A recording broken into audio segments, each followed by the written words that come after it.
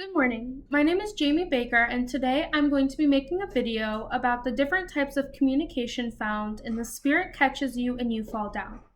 So today we're going to be talking about positive communication and outcomes and miscommunication and outcomes and what makes them different. So I'm going to start off with a miscommunication that begins at the start of the story with the incineration of the placenta.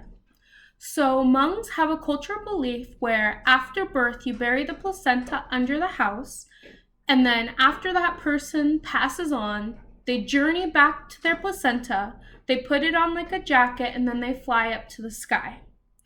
Now miscommunication occurs when the Lees have their first child born in Western culture, born at MCMC. They don't speak any English and they don't have a translator available, so the doctors at MCMC incinerate the placenta. The Lees are obviously devastated because they now believe that Leah will not be able to descend to the sky after death. Miscommunication 2. Leah starts to experience seizures, so the Lees bring her to MCMC. The doctors on the floor at the time did not have a translator available or familiar with the Hmong culture. So this led to Leah being sent home twice with a misdiagnosis of a cough with antibiotics. The Lees believed that Leah had the gift of Kwa de Peg, or the spirit catches you and you falls down. So this happened when Leah's sister slammed a door and it was so loud that Leah's spirit was scared out of her body. Now the third communication I'm going to talk about turns out to be a positive one. This is the third time that the Lees bring their daughter to MCMC because of her seizures. Now they get Dr. Dan Murphy, who has a cultural history with Hmongs and Hmong culture. They also bring their nephew, who translates for them. This led to a positive outcome because Leah officially gets diagnosed with epilepsy. Another positive communication encounter is with Gina Hilt. Gina Hilt was a doctor who was working with Leah's parents to continue to teach them how to give Leah her correct medication.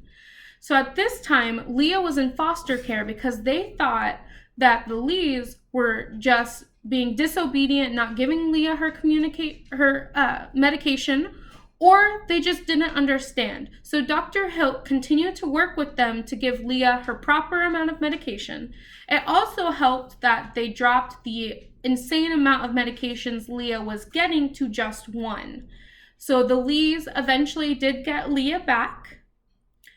I think the main thing that's different between our positive communication and miscommunication is our translation, being able to understand our different cultural beliefs.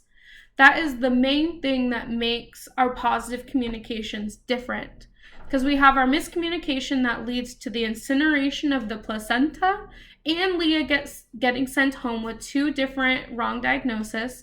Then our positive communication with somebody who's worked with Hmongs before, we get our diagnosis of epilepsy, and then we also get Leah returned to her parents. For chapters 1 through 10, I would say we have more miscommunication than we do positive communication, just because we're in the middle of this giant jumble of people who have never worked with the Hmong culture before. I do enjoy learning about the Hmong culture and learning about everything that went wrong, just because it allows me to learn from other people's mistakes. I will say something that's different now in our ability to translate than in the 1980s and 1990s is we have a 24-hour translation service at most hospitals where you can call and have somebody translate over the phone. We're also coming out with new technology that allows us to translate in real time through Bluetooth speakers, which is also really cool. I'm really interested in seeing the future of how translations are going to continue to get better. Thank you for taking the time to watch my video.